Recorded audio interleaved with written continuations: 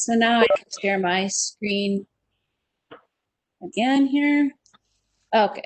And now I suppose you can't see that. All these little techniques here. All right, let's try it again. All right, so here we go. All right, so just a couple logistics just to help us make the flow just really go and make sure everyone's voice is heard. Again, just a reminder to please make sure you keep your mic muted during the presentation. If there's a need, I can turn that on for you during the Q&A session. We'll be presenting our content, as you'll see shortly, in 5 different segments, and then we will take a break between each segment to answer your questions related to that segment. If you want to ask a question, please put that in the chat, and we will answer those questions when we take that break in between each segment during the Q&A session. And if we don't answer something that you really want to know the answer to, I believe most of you should have the raise your hand feature. If not, just also in the chat, just put, I'd really like to ask this question. So just a few logistics there to make sure we keep things flowing and are cognizant of your time here so it doesn't get too long of a meeting. So here is our framework of how we're going to present information today. So if you could just take a glance through this. Again, if you could really make sure we focus our questions based on the content or the information we're sharing at the time. That will just make sure we don't get too off track and sidetracked and miss some important information that everyone might want to hear. As always, if you have questions, we will leave some time at the end for you to ask those. But as always, if not, please feel free to reach out to us. So the first thing we're going to share with you today is our learning plan and talk a little bit about the K-12 curriculum. So we had a whole team of people, teachers from all different levels, take a look, and I think we started with 5 different curriculum sets. We came down to 2 that we were really checking out and seeing what we thought, and we ended up coming up with what's called a K-12 education curriculum platform. And when you hear us talk, you'll hear the terms learners and students interchangeably. K-12 uses the term learners a lot, so those are the same thing. So just not to confuse you as we move along here. K-12 education curriculum has actually been around about 20 plus years. It's used in other states or other cities, I should say districts, throughout the state of Wisconsin. It meets our state standards. The teachers really liked it, and we're going to talk a little bit why. We even had some students kind of go through and give us some ideas about what they thought about that as well. So when we're purchasing this curriculum, we're actually looking at meeting needs for ELA, for reading, writing, and language, math, and social studies. And then the science curriculum is actually infused within that ELA course, but we'll also be supplementing some additional materials from science. And the teachers themselves can incorporate different material as well. But the K-12 curriculum is really the foundation of the courses that they can use. The other thing that we liked about it is there's some online and offline learning components to it, which we know that tons of screen time, especially for our little ones, it's very difficult for them to stay engaged with that. So that was another piece of it that we really liked. So for kindergarten through 2nd grade learners, they actually complete about 70% of their work paper pencil. Now, when I say paper pencil, that doesn't mean that they're getting copy sheets that they're just filling out. There's actually manipulatives and experiments and a whole gamut of materials that would come home to each one of the families and the learners. And then 30% of that instruction is then online. For 3rd through 5th grade, we know that those students can be a little bit more independent, can handle a little bit more of that screen time. So they are actually looking at 70% of their work online instruction and 30% that paper pencil. The other nice thing is, your experience with like Seesaw is that as work was completed, the students would take a snapshot or a picture and then upload it in the Seesaw. The K-12 program is very similar. All of that online hands-on work that they're doing, anything that cannot already be uploaded in the K-12, you just take a picture of it and upload it that way as well. We are encouraging our families to go to the K-12 website and check it out. They have some really cool samples. The videos, the images are very engaging for our younger children. So I would encourage you to go through and check that out if you haven't already. The nice thing also is there's a lot of flexibility for students in development, in remedial and accelerated.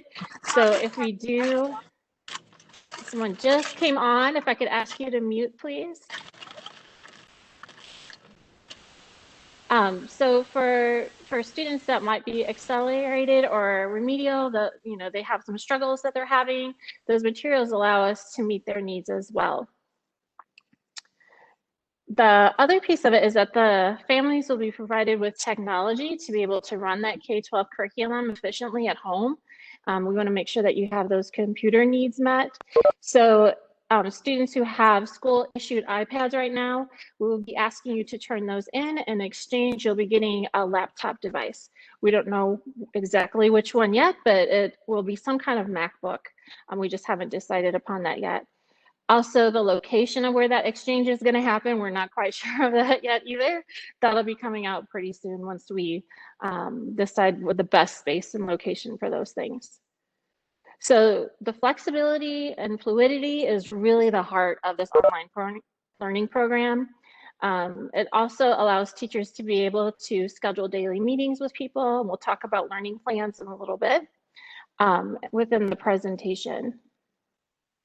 Okay. So I think I'm going to open it up for the chat and see what kind of questions we have. Diane, can you see the chat? Yep.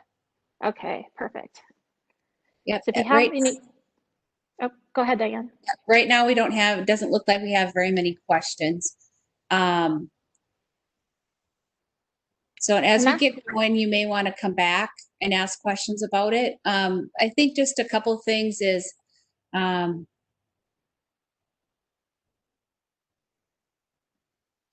so we'll talk more about the teachers that are engaged and how that all works when we get to the teacher portion of the presentation. Oh, lots of questions coming in. It's good. It looks like a lot of those are going to be answered as we move along throughout the presentation. So when we ask, when we kind of stop at this point for question and answers, it's really about that slide that we just discussed. So if there's any questions specifically about that slide, and I'm seeing a lot of the questions too, those are going to be answered in just a little bit. Yeah. Yep. Okay. So we'll keep going. Make sure if we don't circle back around and answer these questions, make sure that you either ask them again or again, we'll try to get our way back through the chat to answer those when we cover that content area. Are the standards the same? Yes, that would be a curriculum question. So the standards will be exactly the same as what we expect from our regular classroom teachers. That was one of the benefits that we really liked from the K-12 program as opposed to several of the other ones that we looked at, is it is very closely aligned with what we have.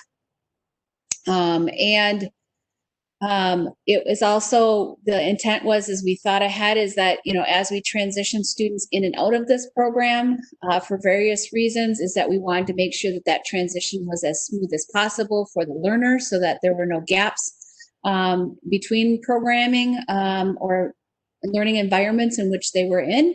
So we did take that into consideration.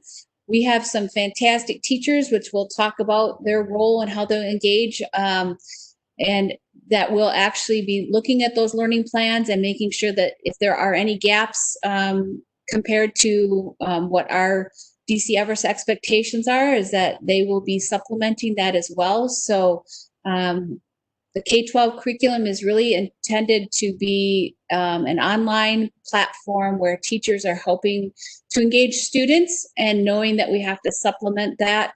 But it's really to take time off the teacher's plate so they can focus on each individual learner. which we'll talk a little bit more later. So what is your role as a parent or as a family if you decide to move forward with EVA? Is the parents really are to serve as a home mentor, which means there will be times when you will need to be working right alongside your child. And also this partnership with the EVA teacher is super important. Constant communication with the EVA teacher is critical to the success of your child and their experience at EVA. Again, we have some great teachers who are just really ready and willing to help students learn at their own levels and in their own time and space. So parents are asked to provide that safe and productive home learning space so that there is some structure there at home as well. And we'll talk about schedule and calendar here in a little bit about that. Again, really is intended to be flexible, but the one thing that is required is this weekly conference to review the weekly learning plan. So what is that? So that weekly learning plan is really where the teacher helps the learner and the home mentor. So the home mentor can be a parent, it could be a grandparent, it could be an aunt or an uncle that's with the child during the day. It could be, older sibling, as long as the older sibling, if they're in school, that it's not jeopardizing their own education and what they need to fulfill there. So you can designate who that home mentor is, but the parent and family member, home mentor, all need to come to this weekly conference to just touch base with the teacher and make sure that we can monitor and adjust the learning plan. And just kind of tap into is what's going really well, what's our students struggling with. So, and as we know, the weekly conference won't be the only time that you'll have communication or a touch point with teachers. I'm sure that will happen more often. We'll talk more about the availability of the teachers in a little bit when we talk about the teacher role. And again, I think that just to be very clear is that the learning at home, the estimate is for the 4 core areas of English, math, science, and social studies that a family should plan about 4 to 5 hours a day between the coursework and anything that they have to do online. So that's kind of a gauge of how much students will need to be involved in either paper and pencil, offline we call it, or online instruction. Eventually we are going to incorporate, again, I know that some people this morning, they want to make sure that this doesn't make students feel like they're segregated or they're not connected with anybody. Definitely we'll be working with the teachers as soon as we can to get some social activities and online things happening, virtual lunches, after school clubs, recess, all of those good things are very creative ways to make students and families feel connected to everyone who is in the program. So we're going to open it up for questions about parent engagement. Trina, I'm going to let you kind of scroll through the chat. I've been trying to answer a couple of responses there as we go along. Let me see. One of the questions, and we'll go over this a couple of times, is if we sign up now as a family, when is it that we're going to be able to unenroll or change our mind if things and circumstances change? Which is a very valid question. We are saying that students and families can make a change mid-year. That would be at the end of first semester. And the reason why is that there's lots. First of all, it's an easier transition for students to come back at the beginning of a new semester.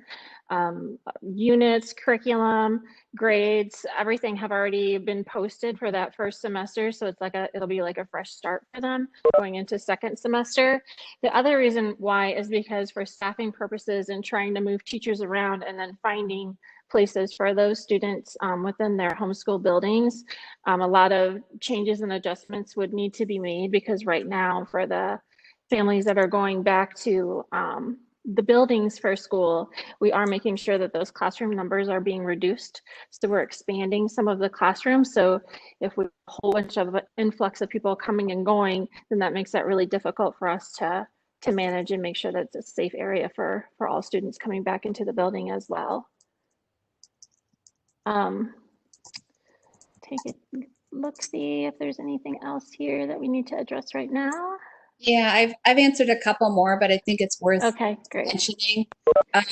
Is the weekly learning plan conferences are one-on-one with the teacher, and the family member, and the student.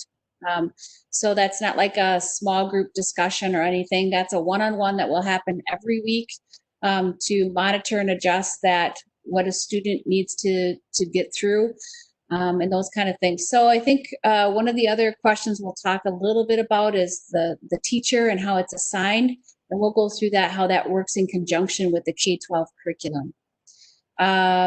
Yes, the learning is at their own pace. And you are, which we will talk about next. So I think we'll just go on. So talking about schedules and calendars. So what does the day in the life of an EVA student look like? So we will follow. I'll get to that. Yep, I'll get that in just a second, Diane. Just have to change my screen right here. Oh, yeah, that is yours. Go ahead. Sorry. We will be following the district calendar, and so students will be engaged on those days, but there is lots of flexibility. So for instance, we will not have a traditional 7:30 to 3:30. You won't get a schedule that says you have to be engaged in English at this time, or you have to be engaged in math at this time. It really is about working through that weekly learning plan. So say Monday, a student decides, you know what, I'm really liking math and I'm doing well, so I'm going to keep going. I'm going to do all this week's math today. That's perfectly fine in this scenario. Okay. And so there's just a ton of flexibility there as long as you complete all those activities that are designated in the weekly learning plan. Teachers may offer small group instruction when they see a group of students that might be struggling with a similar concept, just to give some tutoring or some additional assistance to help them through so they don't get stuck on something and then wait a whole week and not having completed something because they got stuck. So the teachers will have office hours. They'll have these small group instructions, but they are not required to have live group lessons at a specific time. So that's called synchronous learning. This is really based on an asynchronous, which means it can be done at any time. So that doesn't mean that a teacher won't record a lesson or something that is giving students some tips and tricks about how to look or think about something and put that on the site for the students to use as a guide or to help them think through things. So lots of flexibility here. Again, the social activity part is going to be essential to making sure that we make this feel like a school, like a family, which is really what our goal is.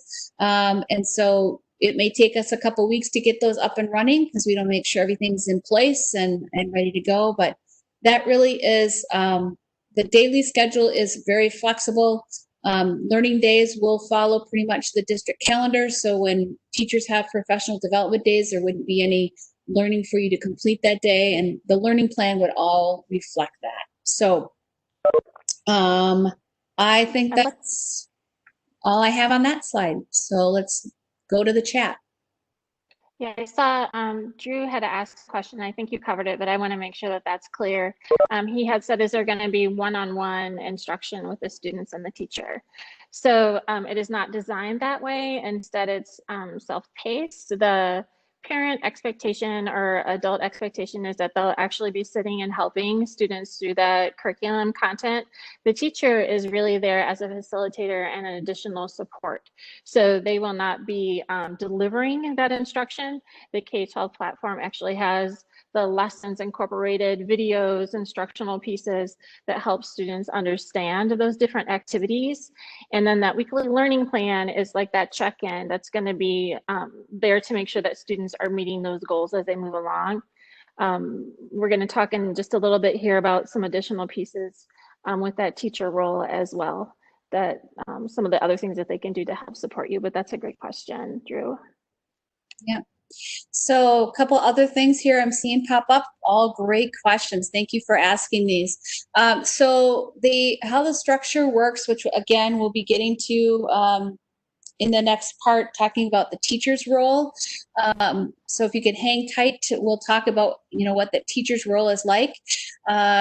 We will be teaching the English language arts curriculum, social studies, science will be integrated in the English language arts component, but we'll also be needing to supplement that a little bit to make sure we don't have any gaps in those standards and outcomes we need to accomplish, and then the math. And so those are the 4 core areas. And eventually, again, once we kind of get things up and rolling, we'll be looking to possibly provide some activities and suggestions in the areas of art, music, FIAD for teachers who might, or students who might like to do some of that. So just really working on that. Another question about the calendar was, will you get a calendar of events? Yes. And the other thing is that weekly learning plan really is not a Monday through Friday. That really is for you and the EVA teacher to work on. So if you feel like your household, you need the weekend to finish things, maybe you don't have your weekly lesson plan till Tuesday. So then you have Tuesday to complete that. So it's really super flexible based on, your needs and those kind of things. So very flexible there.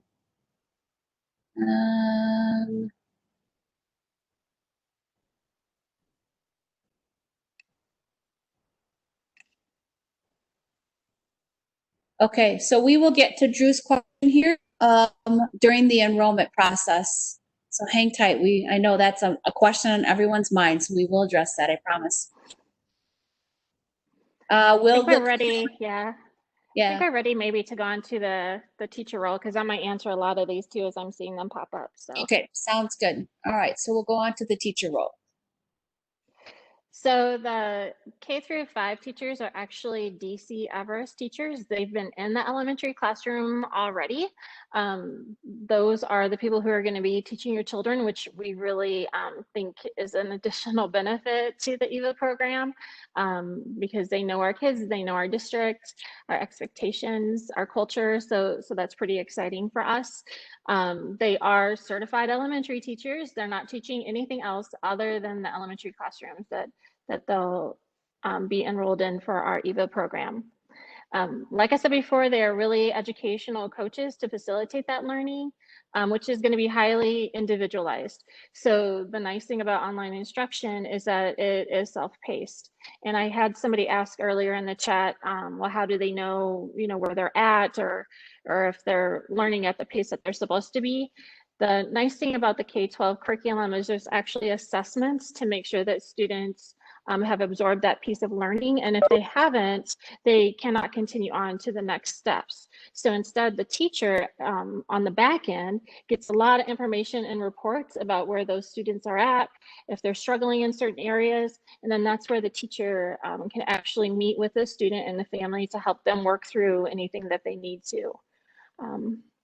And then the weekly meetings with the learner and the parent, those are once a week meetings that are scheduled for all of the students, just to touch base, to make sure that they're on track, if they have any questions, if there's any technology difficulties, because that's an important piece, so no one gets left behind within the program. Also, there might need to be adjustments that need to be made. The other piece of it is that the teachers will actually have office hours that are consistent every day throughout the week. Those are open hours that parents, students can contact the teacher to ask them questions, just do check-ins with them. But those will always be available so that the teachers can make sure that they make contact as needed. The other piece of it Let me just go down here just for a second. Oh, we also talked about, meeting the needs of all learners. So if, the teacher notices from the assessment side of things that, there's a group of students that are struggling in a particular activity or standard of learning, then she can actually pull those kids together and have small group instruction virtually, which I think is really nice. So then she can actually not necessarily meet with them one-on-one, but they can do some learning from each other. However, there may be some kids that need some more intense intervention and support. And in that case, the teacher would be meeting with that specific child one-on-one to help guide them through whatever they need help and support with. Another question that we had is, if a student has an IEP or a 504 and are getting some special education services, some accommodations, are those going to continue on within the EVA program? And they are. So if we have students who enroll, who have special education needs, those needs will continue to be met, and they will have the same case manager that they already have. So the way that the program is set up is those students are actually still enrolled in their home school, but they're participating in the EVA program. So they still are connected to all those services within their home school. So they can still get support from the school counselor, the school psychologist, the school social worker as needed. All those supports are still there for them. So because they are participating in a program, not a separate school. And we think that that's something that's really nice about this particular online program as well, to be able to offer that to our families. Yep. Now, this is Jen Zinda. Can I just chime in for a second? Yes, please, Jen. Hey. Just wanted to make sure that anyone on the call knows that there could be changes to case management or things that we might do differently depending on the enrollment numbers. So a lot of that's going to make a difference right now if we're starting off small. Exactly what Trina described is kind of what we're thinking of moving forward.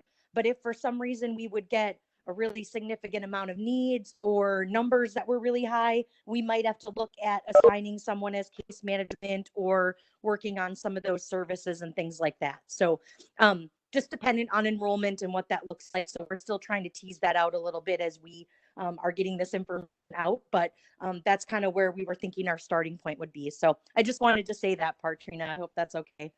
No, yep. Totally great. Thanks, Jen. Yep. I think we're probably ready to open it up for some questions and answers in the chat. Yep. For this slide. So one of the things that we just want to make sure everyone knows is, again, we're purchasing this curriculum so it takes the burden off of teachers of that time commitment of having to create and generate that online curriculum until we get a feel for this model. So their time is really focused on this educational coaching piece. So the ratio, student to teacher ratio, learner to student ratio, teacher ratio is a little bit higher than what you might expect. But again, the majority of their time is building those relationships and not having to build the science, English, social studies, and English curriculum, math curriculum, while also doing the coaching or making sure kids are staying on track. So the emphasis is really on this educational coaching to facilitate the learning. So the ratio is at K through 2 is 40-1, and the 3 through 5 is 45-1. And how do we come up with that number? We came up with that number by really doing our research and finding out what is typical or what is the norm for online programs. And actually ours is about 10% lower than what most programs are. Most programs are 50-1 or higher. And so because this educational coaching piece is so important and we want to make sure that no learner gets left behind, so to speak, is we wanted to make sure that we were really being aware of that. So it does sound like if you think of, regular classroom teacher that has, 23 to 28 typically, it sounds high, but keep in mind those teachers are really spending a lot of their time developing the curriculum and the content and the lessons, whereas our EVA teachers don't have to do that. They're really focusing on just helping the students through that. On the K-12, there is a a teacher that's part of K-12 that's helped develop those lessons that will be doing videos that will talk to the kids. So it's not like there's never anyone talking through the kids or introducing things to them. There is, but that's part of the purchase curriculum. So our EVA teachers will enhance that. So if they feel like that video isn't doing a good enough job of explaining things, I can say with probably 99.9% confidence that the teachers at EVA are going to make sure that they make extra resources for families and students to make sure that they understand the learning concept. One thing I want to add to this too is that, and Jeff Lindell addressed it a little bit, is that the EVA program is something that will be continuing for years. Developed because we know that there's some needs that are happening with our children and our families, given the circumstances, but at the same time, it is a really good learning platform for a lot of students and families. It's just better for them, and we know that. So that's the reason why this will be something that will continue. So, you know, if for whatever reason things change, and you know the health department, CDC changes, you know, what the school can do, the e-learning, blended learning is still going to be way different than what our EVA program is. So it's not like all those kids will automatically just get dumped into the EVA program. That's not how this works. This is a continuation online program that is offered to the families that are already enrolled. So I hope that maybe answers the difference between those two different kinds of learning styles.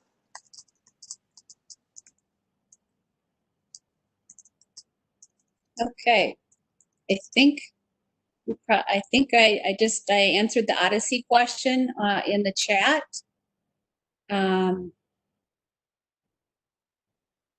So I think we've answered pretty much that those questions up to this point. So here is the enrollment information. All right. So the enrollment deadline is August 10th.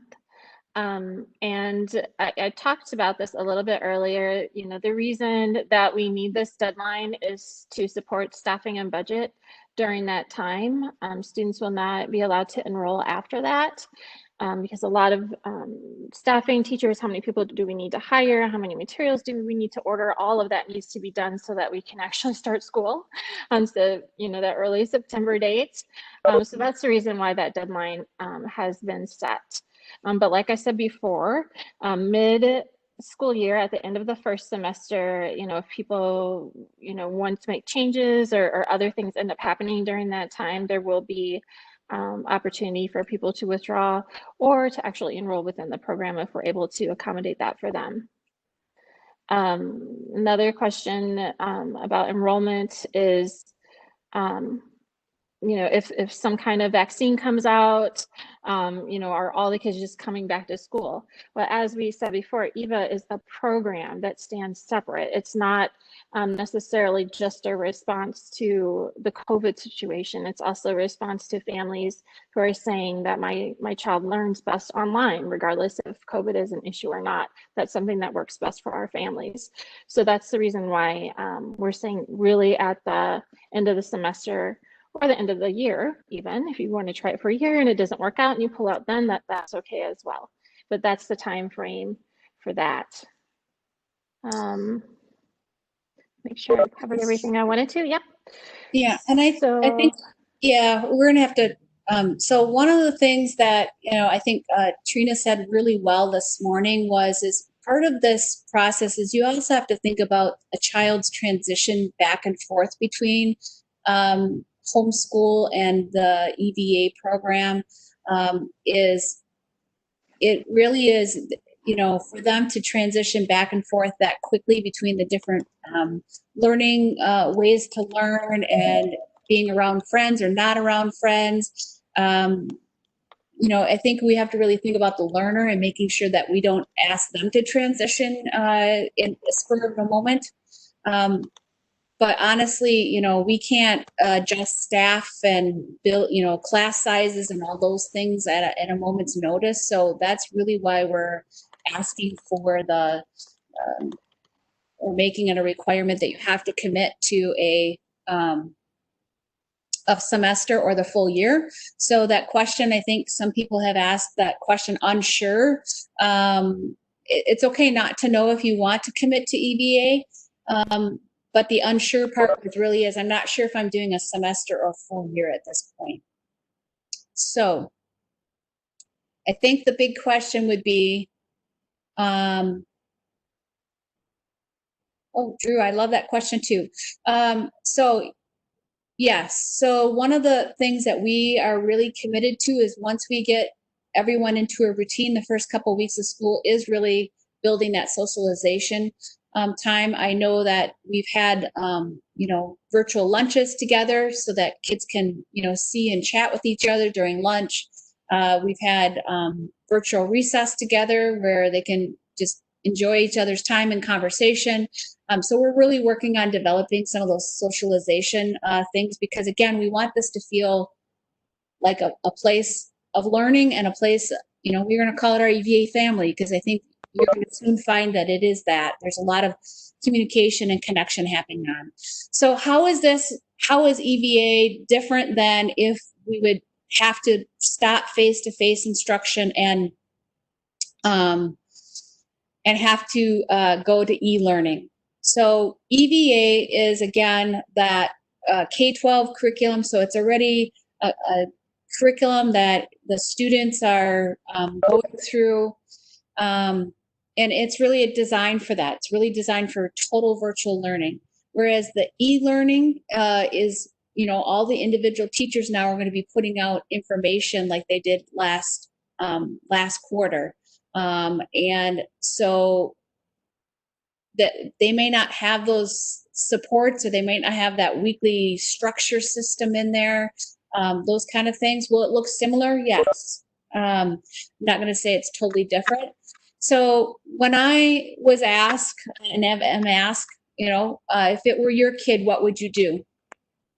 And I said, well, the thing as a family I would have to consider is, at this point in time, do I need to make plans so I can make sure I know what's happening and we can talk to our employers and try to work out so that we can be at home or make this at home thing work and know that this is the way that we're going to be for a while?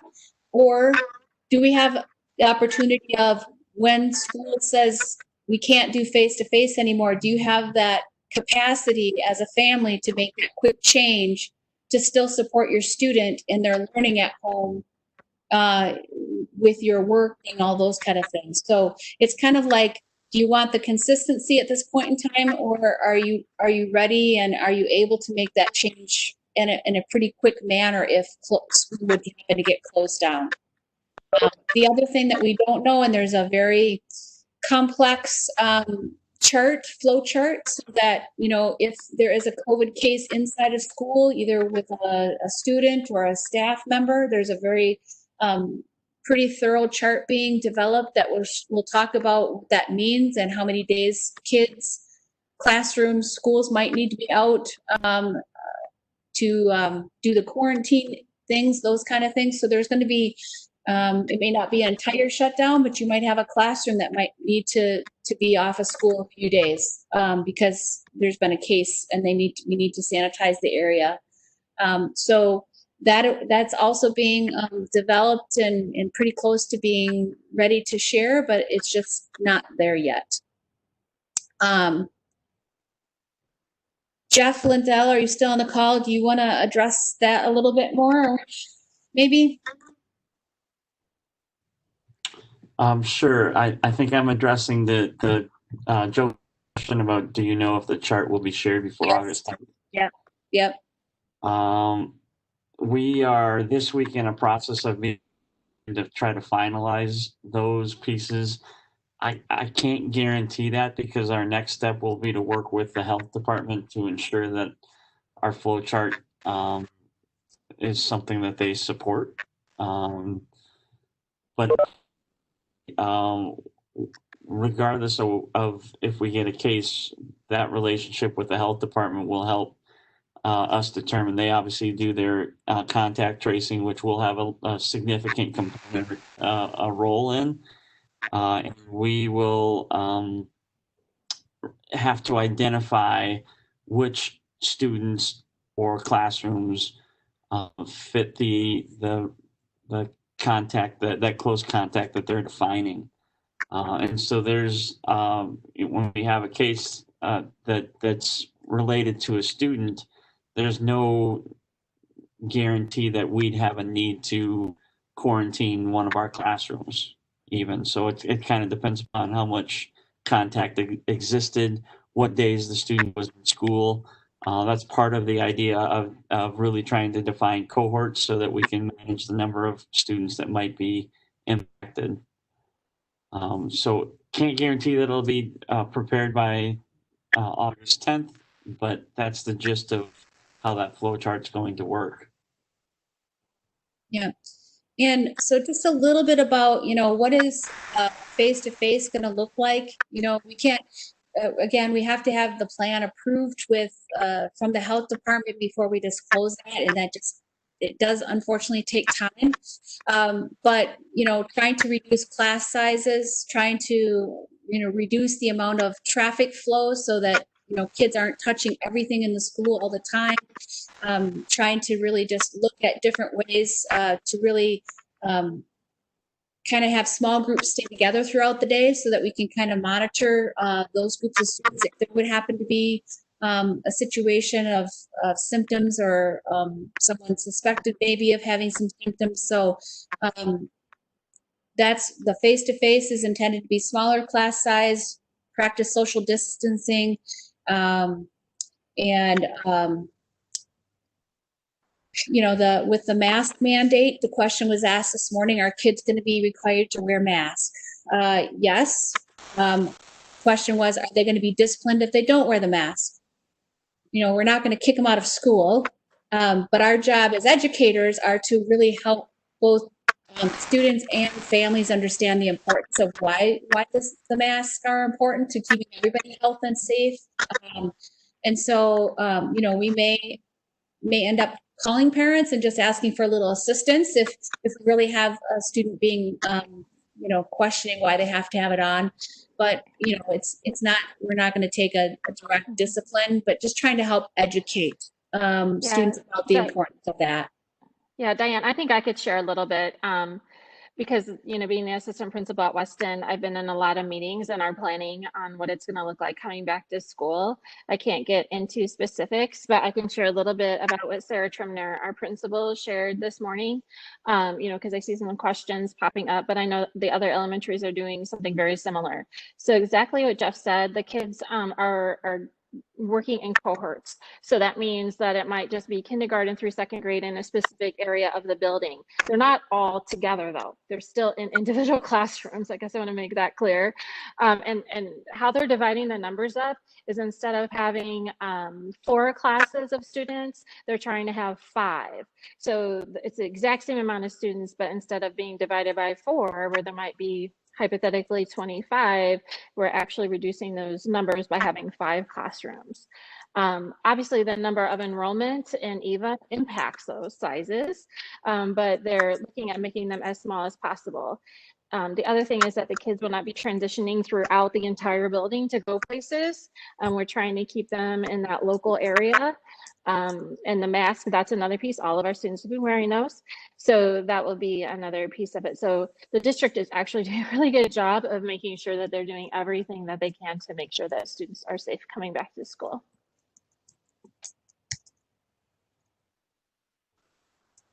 Okay, let me see.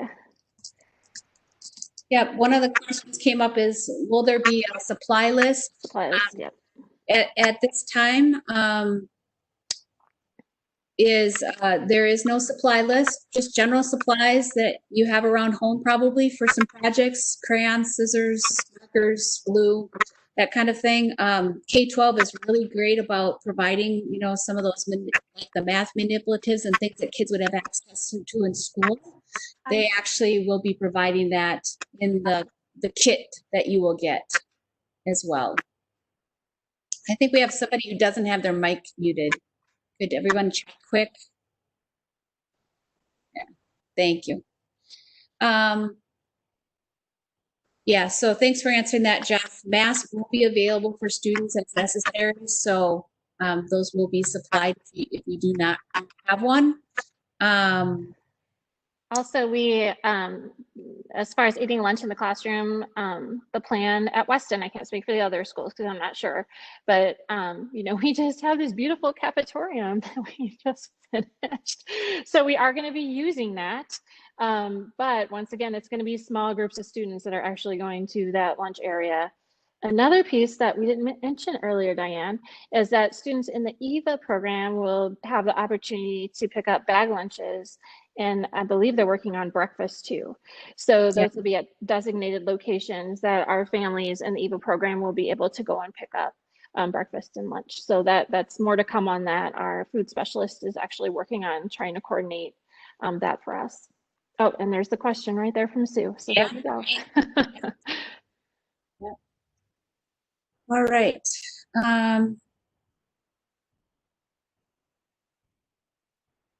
They can, Amber, they can be either style, whatever you feel comfortable with. Is there enrollment cost to an EVA? Absolutely not. It's a DC Everest program. It is a option, a learning option being provided for our DC Everest families. And I know that, I know the question is, you know, why are we still trying to do the face-to-face since WASA went virtual? I think the honest truth is we know our community and we feel like providing families with options because we want families to really weigh what they feel is best for their family right now instead of saying you have to follow this model.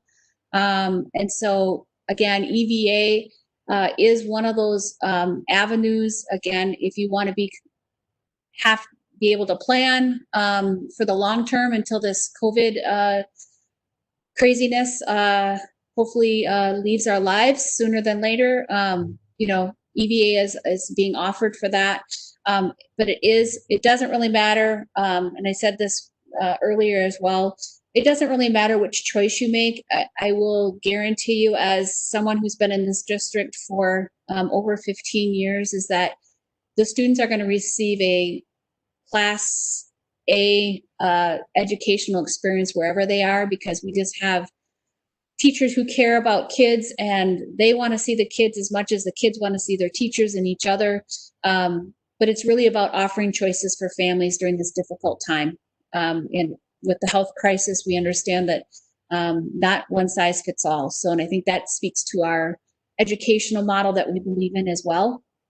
So we just want to make that clear too, is whichever choice you make, please know that your kids are like our kids, and we will make sure they have the safest possible experience that we can provide them.